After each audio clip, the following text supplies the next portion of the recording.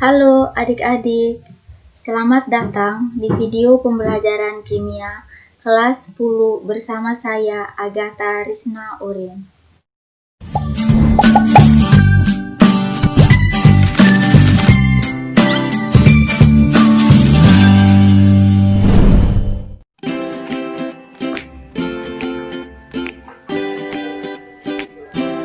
Di video pembelajaran kali ini, kita akan membahas bab tentang struktur atom. Namun, dalam video pembelajaran ini, kita lebih fokus ke perkembangan teori atom dan juga materi partikel penyusun atom.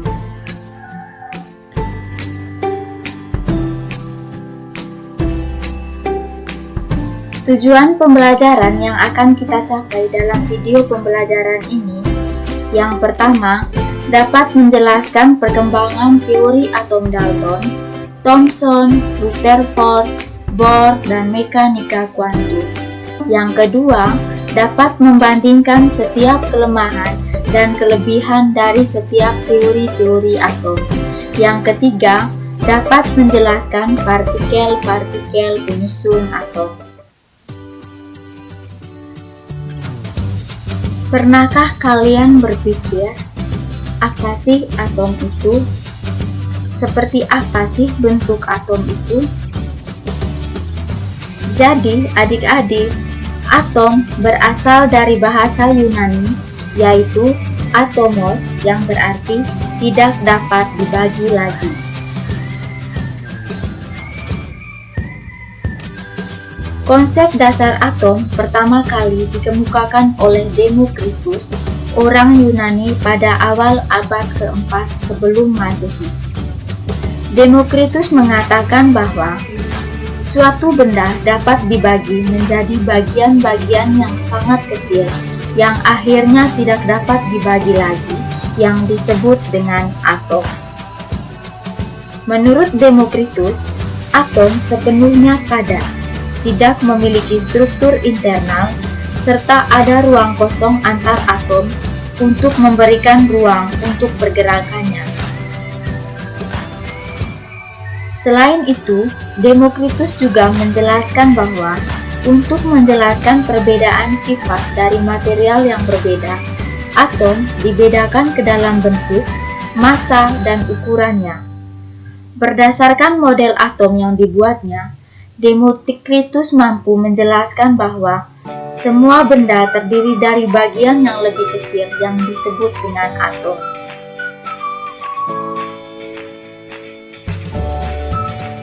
Namun, model Demokritus ini kurang memiliki bukti eksperimental.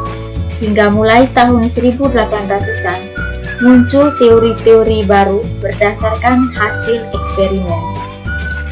Teori yang pertama adalah teori atom Dalton. Kemudian dikembangkan oleh teori atom Thomson. Dikembangkan lagi oleh teori atom Rutherford. Dikembangkan lagi oleh teori atom Bohr. Dan sampai sekarang yang kita kenal adalah teori atom mekanika kuantum atau biasa disebut dengan teori atom modern.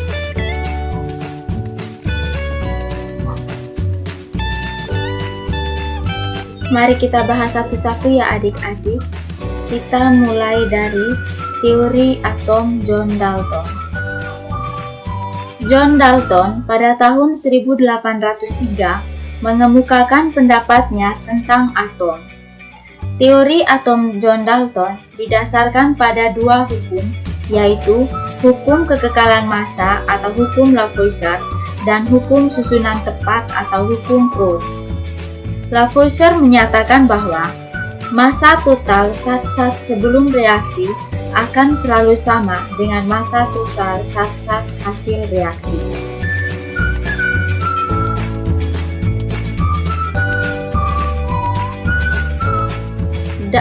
Dalton juga mengemukakan bahwa atom seperti bola pejal yang tidak bermuatan.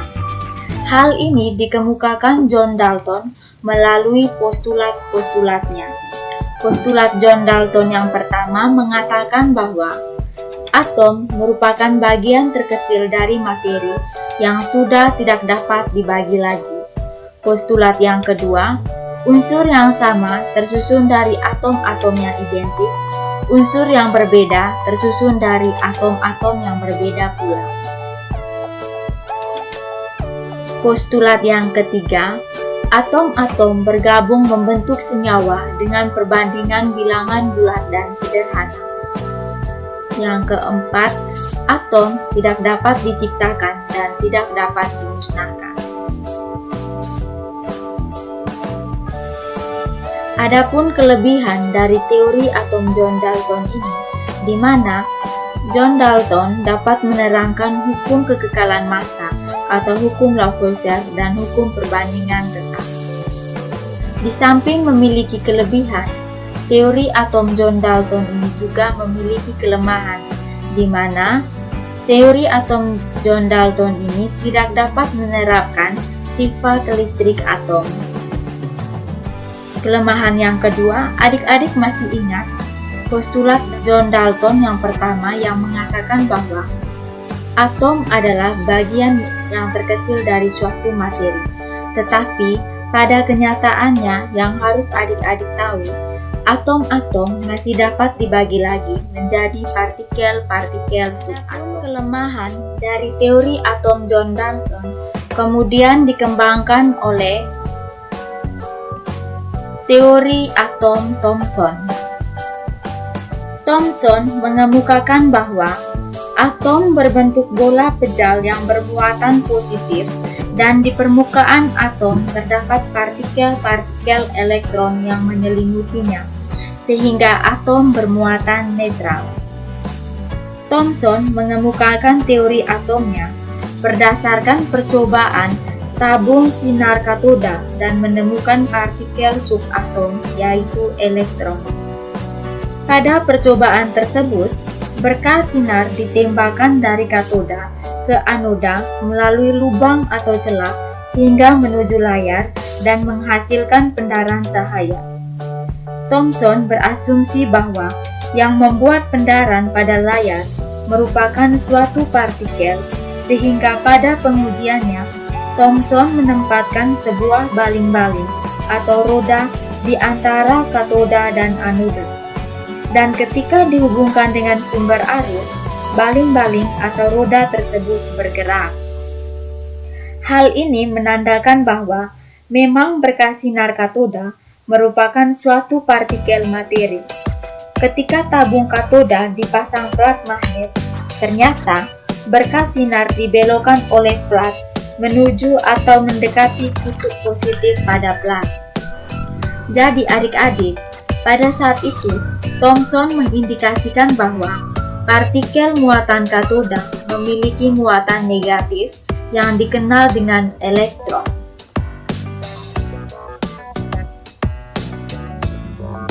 Jadi, kelebihan dari teori atom Thomson ini, di mana Thomson dapat menerangkan adanya partikel subatom dan dapat menerangkan sifat listrik atom. Di samping memiliki kelebihan, teori atom Thomson juga memiliki kelemahan, di mana Thomson tidak dapat menjelaskan susunan muatan positif dan negatif dalam atom.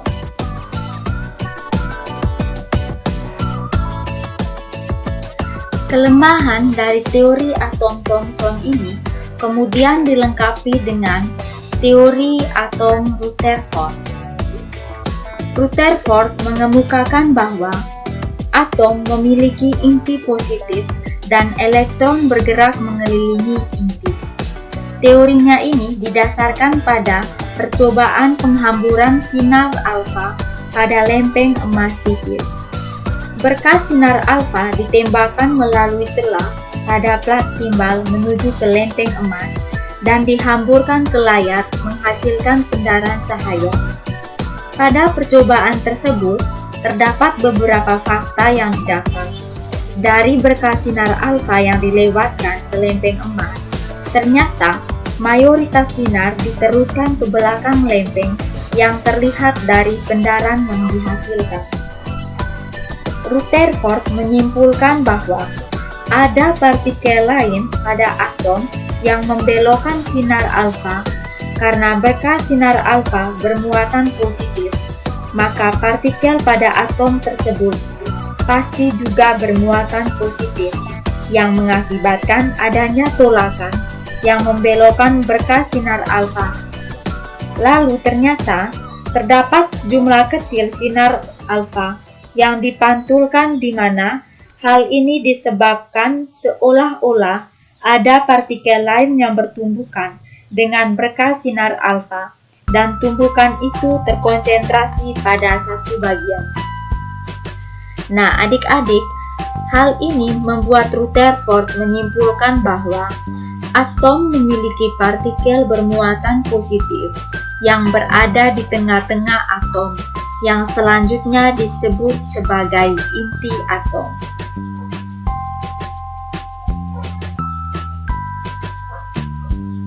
Adapun kelebihan dari teori atom Rutherford ini, di mana Rutherford dapat menerangkan fenomena penghamburan sinar alfa pada lempeng emas tipis dan dapat menerangkan keberadaan inti atom sebagai pusat massa atom. Di samping memiliki kelebihan, teori atom Rutherford juga memiliki kelemahan, di mana Rutherford tidak dapat menjelaskan mengapa elektron tidak jatuh atau menabrak inti. Kelemahan dari teori atom Rutherford ini kemudian dilengkapi dengan teori atom Bohr. Apabila elektron bergerak mengelilingi inti dengan lintasan berbentuk spiral, maka seharusnya energi atau spektrum yang dipancarkan akan bersifat kontinu. Namun, Bohr melalui percobaannya spektrum atom hidrogen mendapati bahwa spektrum atom bersifat diskret atau terputus-putus. Ini menunjukkan bahwa atom hanya dapat memancarkan cahaya dengan panjang gelombang tertentu, yang artinya elektron dalam atom hanya beredar dalam lintasan dengan energi tertentu yang disebut dengan kulit atom. Bohr pada percobaan spektrum atom hidrogen menemukan fakta bahwa elektron dapat berpindah-pindah lintasan sambil menyerap atau melepas sejumlah energi. Perpindahan elektron dari tingkat energi rendah ke tingkat energi tinggi disebut dengan eksitasi. Keadaan eksitasi ini hanya berlangsung sementara saja. Mengapa? Karena elektron yang menyerap energi tadi menjadi tidak stabil, sehingga elektron akan kembali lagi ke keadaannya semula dengan melepas energi yang diserap tadi. Perpindahan elektron dari tingkat energi tinggi ke tingkat energi rendah sambil melepas sejumlah energi disebut emisi. Dan besar energi yang diemisikan atau dipancarkan dapat dihitung dengan rumus E sama dengan H kali F atau H kali C per lambda. Energi perpindahan elektron pada lintasan atau kulit atom dapat dihitung juga dengan menganggap setiap lintasan atau kulit atom merupakan tingkat energi yang dilambangkan dengan N, mulai dari tingkat dasar N sama dengan 1 dan seterusnya, dengan rumus E sama dengan min RH kali 1 per N kuadrat per 1 per M kuadrat. Tanda minus sebagai notasi tambahan yang menyatakan adanya pelepasan elektron.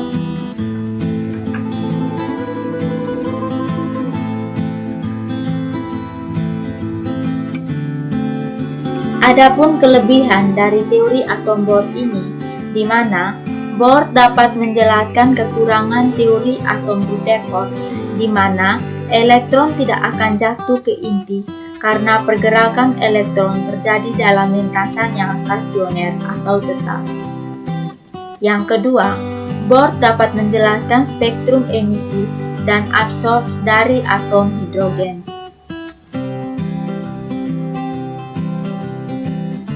Nah, di samping memiliki kelebihan, teori atom Bohr juga memiliki kelemahan, di mana Bohr tidak dapat menjelaskan penyimpangan spektrum atom yang lebih besar dari hidrogen. Yang kedua, Bohr tidak dapat menjelaskan peristiwa terpisahnya spektrum garis ketika dilewatkan pada suatu medan magnet.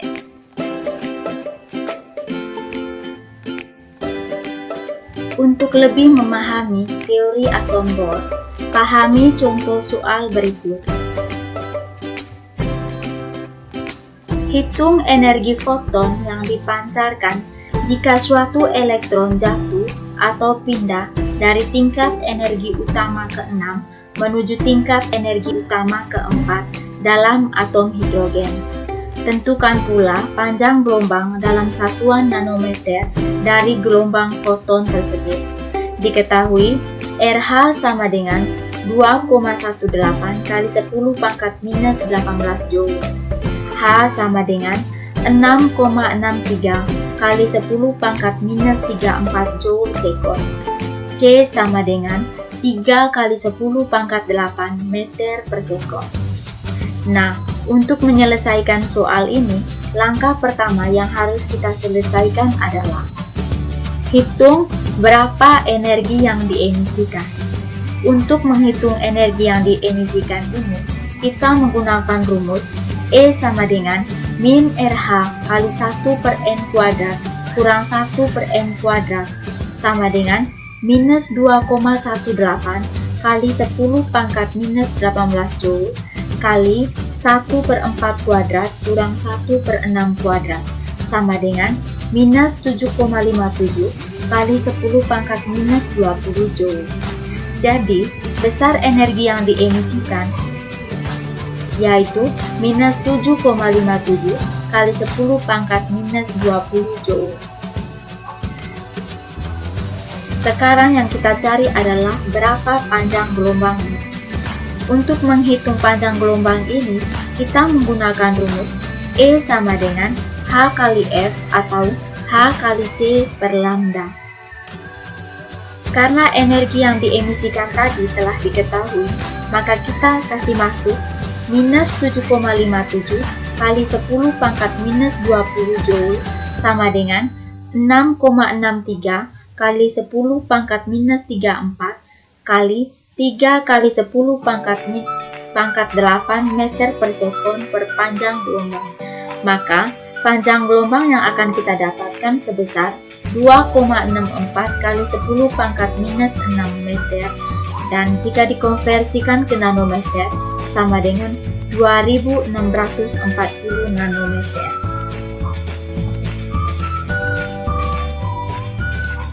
Kelemahan dari teori atom Bohr kemudian dilengkapi dengan teori atom mekanika kuantum. Model atom ini menganggap bahwa elektron bukan partikel diskrit seperti yang dijelaskan oleh Bohr. Namun, elektron memiliki sifat dualisme materi seperti yang telah dinyatakan oleh de Broglie, yaitu elektron dapat dianggap sebagai materi karena memiliki massa dan menempati ruang dalam atom. Selain itu, elektron juga dianggap sebagai gelombang, di mana pergerakan elektron dalam lintasannya berbentuk gelombang. Kemudian, Schrödinger menemukan persamaan gelombang yang menjelaskan sifat dari gelombang elektron ini. Teori atom mekanika kuantum ini mengemukakan bahwa atom memiliki inti atom dan elektron menempati ruang yang disebut dengan orbital. Kelebihan dari teori atom mekanika kuantum ini, di mana teori ini dapat mengidentifikasi proton dan neutron berlokasi di inti atom dan juga elektron, serta kebolehjadiannya ditemukan di orbital. Kelebihan yang kedua, teori ini dapat menjelaskan bagaimana mengukur perubahan energi eksitasi dan emisi elektron. Selain memiliki kelebihan, teori atom mekanika kuantum juga memiliki kelemahan, di mana rumusan persamaan gelombang hanya dapat diterapkan secara eksat untuk partikel dalam kotak dengan atom yang berelektron tunggal, serta model atom ini sulit diterapkan untuk sistem makroskopis dengan kumpulan atom, misalnya pada tumbuhan, hewan, dan juga manusia. Sekarang kita belajar materi tentang partikel subatom. Sebelumnya, kita sudah mempelajari tentang perkembangan teori atom, dan juga adik-adik sudah mengetahui apa atom itu.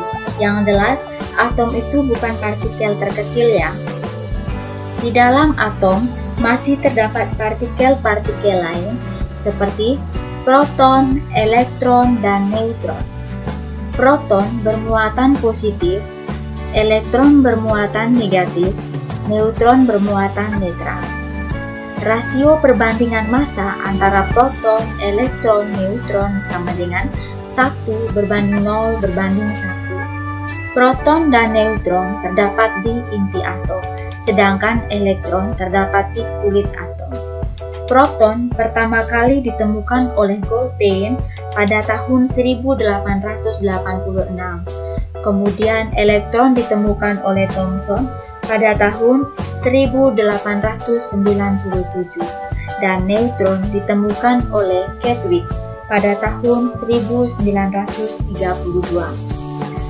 Adapun sifat-sifat dari partikel subatom ini, yang pertama, jika suatu sinar ditembakkan melalui medan magnet, maka partikel proton dibelokkan ke kutub negatif, partikel elektron dibelokkan ke kutub positif, sedangkan neutron tidak dipengaruhi oleh medan listrik. Sifat yang kedua, massa proton lebih besar dibandingkan dengan elektron, sehingga proton lebih sulit dibelokkan oleh medan listrik dibandingkan dengan elektron, walaupun rasio muatannya sama-sama satu. Jadi, besar defleksi atau pembelokannya sama dengan muatan berbanding dengan massa.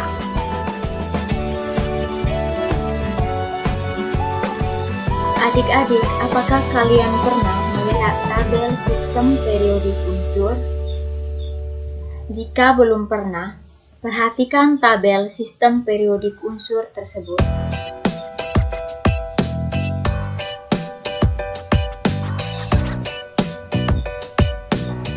Di dalam tabel sistem periodik unsur tersebut, apa sih maksud dari angka-angka dan juga notasi huruf yang terdapat dalam tabel sistem periodik unsur? Nah, untuk mengetahui lebih jelasnya, perhatikan notasi atom berikut. Notasi atom sering dilambangkan dengan Z, X, A, dengan A sama dengan nomor massa, Z sama dengan nomor atom, dan X adalah simbol atom. Contoh, 11Na23. Hitunglah proton, elektron, dan juga neutron dari 11Na23. Cara menghitungnya, yang harus adik-adik tahu, proton sama dengan jumlah nomor atom, yaitu 11, karena nomor atom Na sama dengan 11. Sedangkan untuk menghitung neutron, neutron itu nomor massa dikurangi dengan nomor atom. Nomor massanya adalah 23 dikurangi dengan 11 sehingga diperoleh neutronnya sama dengan 12. Kemudian notasi ion, Z, X, A, plus, minus. Nah, notasi atom dan notasi ion sama saja, namun yang berbeda di dia punya muatannya. Dimana kalau notasi ion itu terdapat muatan plus dan minusnya. contohnya 11Na23+. Hitunglah proton, neutron, dan juga elektron dari 11Na23. Nah, cara menghitungnya masih sama. Proton sama dengan nomor atom, yaitu 11. Untuk menghitung elektronnya itu nomor atom dikurangi dengan muatan. Nah, muatannya di sini sama dengan +1, jadi elektronnya itu sama dengan 11 dikurangi 1 sama dengan 10. Untuk menghitung neutronnya itu masih sama, yaitu nomor massa dikurangi dengan nomor atom. 23 dikurangi 11 sama dengan 12. Yang berikut isotop, isobar, isoton, dan isoelektron. Isotop adalah atom-atom dengan nomor atom yang sama namun berbeda jumlah protonnya. Isobar, atom-atom dengan nomor massa yang sama. Kemudian isoton, atom-atom dengan jumlah neutron yang sama. Dan isoelektron, atom atau ion dengan jumlah elektron yang sama. Baiklah adik-adik, setelah kalian mendengar penjelasan tentang pengertian dari isotop, isobar, isoton, dan isoelektron, perhatikan contoh-contoh berikut. Yang pertama, isotop. Contoh dari isotop adalah hidrogen dan deuterium. Di mana di sini dari contoh tersebut hidrogen dengan atom hidrogen dan atom deuterium memiliki nomor atom yang sama, namun berbeda di nomor massanya, di mana nomor atom dari hidrogen 1, begitu juga deuterium, tetapi nomor massanya itu berbeda, yaitu 1 dan 2. Kemudian kita masuk ke isobar. Contoh dari isobar adalah 11Na dan magnesium atau 12Mg. Jadi di mana di sini dia punya nomor massanya yang sama. Jadi isobar itu dia punya nomor massanya yang sama, tetapi nomor atom dan jumlah protonnya itu berbeda. Kemudian kita masuk ke contoh dari isoton. Contoh isoton adalah 6C dan 7N.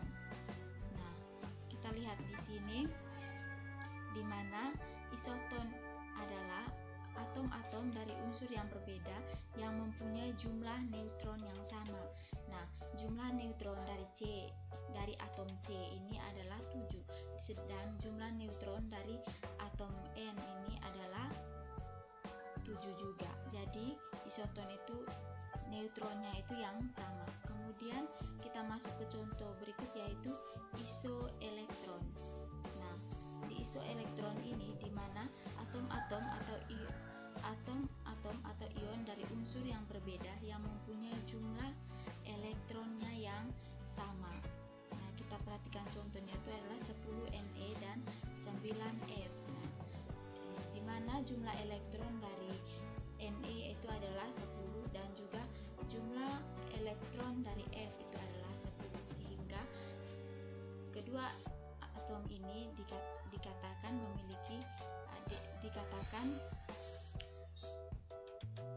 memiliki elektron yang sama.